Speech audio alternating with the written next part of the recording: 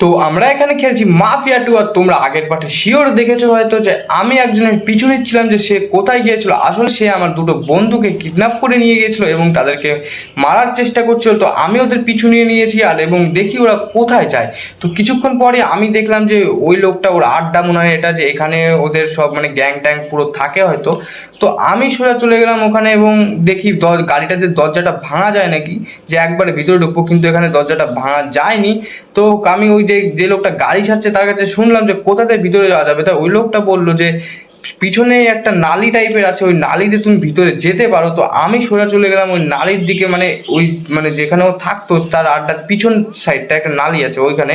তো আমি সোজা চলে গেলাম নালির দিকে এবং নালির দরজাটা ছিল ভাঙতে হবে হয়তো, আমার দরজাটা বন্ধ আছে। তো ভাই আমি দরজাটা খুলে নিলাম, এখন আমি যাব ভিতরে। তো ভাই ভিতরে খুবই বাজে অবস্থা ভাই, এবং ভিতরে যাওয়ার পর দেখি ভাই এরা আমার সে বন্ধুদেরকে কিডন্যাপ